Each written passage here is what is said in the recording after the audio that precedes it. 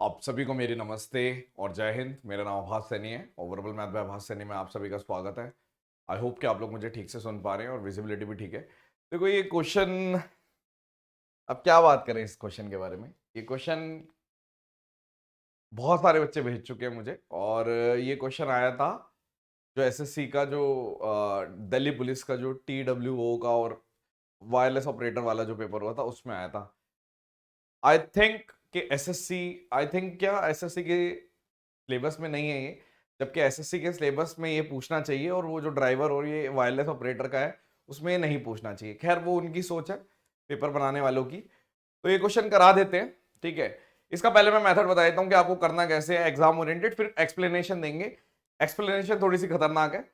पहले इसका मेथड बता देते हैं। मैं ये मान के चल रहा हूँ कि आपको ये पता है कि अगर मुझे NCR निकालना होता है तो इसको सॉल्व करने का तरीका होता है n factorial, r factorial, n minus r factorial. ठीक है, तो अब सवाल पे आते हैं। सवाल लिखा हुआ है कि आप बताओ number of integral solution for the equation, और इक्वेशन दे रखी है modulus of a, modulus of b, modulus of c 27। Modulus मतलब हम कहते हैं कि पॉजिटिव वैल्यू लेते हैं, ठीक है, a का मॉडुलस। लेकिन जब आप ये कह सकते हो कि अगर a की बात करें तो a पॉजिटिव नेगेटिव दोनों हो सकता है, राइट।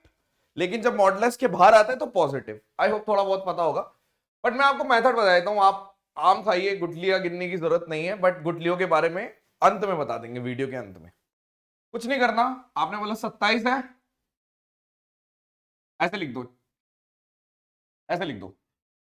एक कम कर दो 26, और वेरिएबल है 26, C2 into 8, 26 C1 into 12 plus 6। Solve कर देता हूं। आपने बोला 26 C2 का मतलब है 26 into 25 into 24 factorial divided by, आप 2 फैक्टोरियल लिखोगे और लिख दोगे 24 फैक्टोरियल। 24 फैक्टोरियल से 24 फैक्टोरियल, यहां पे 2 फैक्टोरियल बचा है, इंटू 8। तो इस 2 फैक्टोरियल को 2 इंटू 1 लिख दोगे तो यहां पे 4, तो 25 चौक 100, 2600 तो ये आ गया। उसके बाद इसको लिखोगे 26 इंटू 12 प्लस 6, तो यहां पे कर लो 72, 2, 7, 31, 312 प्लस 6, तो ये आपकी वैल्यू आ गई 2918।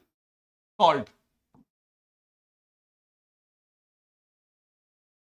अगर ये अल्फा है, मैंने एक फॉर्मूला बना दिया सीधा कि अगर ये अल्फा है, 3 वेरिएबल के बारे में बात हो रही है, तो आपने बोला अल्फा माइनस 1 सी, 3 वेरिएबल है तो आप 2 लिखो इंटू 8 प्लस अल्फा माइनस 1 सी इंटू 1 इंटू 12 प्लस 6। ये आया कैसे वो एक्सप्लेन करना पड़ेगा, वही मेन चीज है। ये एकेडमिक्स के टाइम की बात है जो आपको बतानी पड़ेगी, और थोड़ा सा हाई लेवल है बट बता देंगे, समझा देंगे, ठीक है। एक और क्वेश्चन, मान लो जैसे अब ये लिखा हुआ है, अब की बारी 15 है, क्या फर्क पड़ता है। आपने बोला 14C, ग्रीन पेन ले लेते हैं, ठीक है। आपने बोला 14C2 into 8, 14C1 into 12 plus 6। Solve कर लो इसको, 14 इंटू 13 और 12 फैक्टोरियल आ जाएगा। ये तो कट ही जाएगा, नीचे 2 फैक्टोरियल इंटू 12 फैक्टोरियल इंटू 8, तो आपने बोला 12 फैक्टोरियल से 12 फैक्टोरियल, यहां पे काट दोगे तो यहाँ पे 7 और यहाँ पे 8, 91 इंटू 8 लिखा हुआ है पहला पॉइंट, दूसरा पॉइंट 14 इंटू 12 लिखा हुआ है, और फिर 6 लिखा हुआ है, तो ये कितना हो गया 168 और प्लस 6 लिखा हुआ है। इसको सॉल्व कर लो, 8 एकम 8 और 8 नहीं 72, 7 टू 8, तो मैं इसको जोड़ देता हूं, 7 टू 8 168 और 6, यहां पर आपका आ गया 6 दूनी 2, 2 0, 902 इज द करेक्ट आंसर। अब एक्सप्लेनेशन की बात करते हैं, तो पेपर में देख के आप सॉल्व कर लोगे करना कैसे है, ठीक है। फिर से हमने क्या देखा, हमने ये देखा अल्फा है, ठीक है, तो मैंने अल्फा माइनस 1 C3 इंटू 8 लिख दिया, फिर alpha minus 1 C into 1 into 12 लिख दिया, और यहां पे आपने लिख दिया 6। अब एक्सप्लेनेशन की बात करेंगे हम। एक्सप्लेनेशन, मान लीजिए मॉडुलस ऑफ अब एक्सप्लेनेशन है, आप चाहे तो इस एक्सप्लेनेशन को छोड़ भी सकते हैं, बट थोड़ा सा बता देता हूं।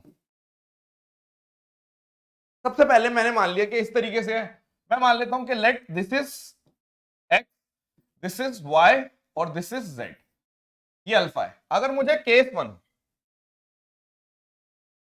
वन की बात करते हैं कि मुझे इसका सोल्यूशन निकालना है, तो सीधा आप बोलोगे एक्स वाई जेड, और यहां पे जब मेरे को सिंपल इस चीज का सोल्यूशन निकालना होता तो मैं सीधा लिख देता अल्फा माइनस वन सी, और एक दो तीन वेरिएबल है तो 3 - 1। अब जब ये हो गया, अब यहां पे आपने बोला कि ये इतना आंसर आ गया, लेकिन इस x की दो वैल्यू हो सकती है, प्लस माइनस, ये भी प्लस माइनस, ये भी प्लस माइनस, दो वैल्यू हो सकती है, दो वैल्यू दो वैल्यू दो वैल्यू, तो इंटू दो इंटू दो इंटू दो, इसलिए मैंने पहला पहला पार्ट ये ले लिया केस वन। जब कोई भी जीरो नहीं है, आपने बोला इस केस में कोई भी जीरो नहीं लिया। केस टू, जब किसी एक को जीरो ले लिया, अब जीरो ले लिया, ठीक है, तो आपने बोला दो वेरिएबल बच गए, मान लो दो वेरिएबल बच गए वाई और जेड इक्वल्स टू अल्फा, तो इसका क्या निकालोगे आप बोलोगे अल्फा माइनस वन सी, अब दो वेरिएबल है तो आप बोलोगे 2 - 1, ठीक है, यानी कि वही जो चीज हमने, इसका मतलब ये आ गया, इसको मैं सॉल्व कर रहा हूं, अल्फा माइनस वन सी 2 × 8, पहला पार्ट था ये, जब कोई भी जीरो नहीं था। अब एक वेरिएबल जीरो है, जब एक वेरिएबल जीरो है ये आ गया। अब आप बोलोगे जब ये जीरो है तो हो सकता है ये positive positive positive negative zero negative positive zero negative negative, ऐसे कितने आ गए? 4। तो जब ये यहां पे जीरो है, हो सकता है बीच वाले में जीरो हो तो भी 4, हो सकता है इस कोने में जीरो है, तो ऐसे 12 आ गए, 4 4 4 12 आ गए। तो दूसरे पार्ट की वैल्यू निकल के आई अल्फा माइनस वन सी 1 × 12, ये दूसरा पार्ट है, ठीक है।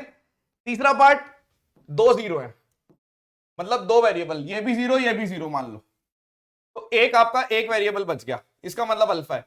तो आप बोल सकते हो कि ये हो सकता है ये दोनों, इसकी वैल्यू हो सकती है कि पॉजिटिव नेगेटिव, या फिर कोई अगर ये जीरो है तो बाकी दोनों पॉजिटिव नेगेटिव, मान लो ये जीरो है, मतलब कोई भी दो जीरो है तो बचा हुआ पॉजिटिव नेगेटिव। अगर इस वाले केस को ले लिया तो इसका पॉजिटिव नेगेटिव हो सकता है, जीरो वाई जीरो तो फिर पॉजिटिव नेगेटिव हो सकता है कि जीरो, पहले वाला जीरो नहीं है, पहले वाला एक्स है और जीरो जीरो है अल्फा, तो आप बोलोगे फिर से पॉजिटिव नेगेटिव। कितनी वैल्यू आ गई? 2 2 2 6।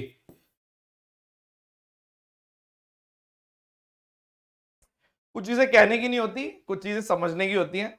अब आपको खुद समझ जाना चाहिए किस लेवल की चीजें हैं, और बट मुझे नहीं लगता ये एसएससी का सिलेबस है, ये इन्होंने वायरलेस ऑपरेटर में पूछ लिया इसलिए मैंने करवा भी दिया, वरना मैं कोई शो ऑफ नहीं कर रहा कि ये इतनी बढ़िया चीजें और ये सब इस लेवल की चीजें भी मैं जानता हूं, वो उसको कुछ शो ऑफ करने से कुछ होता नहीं है।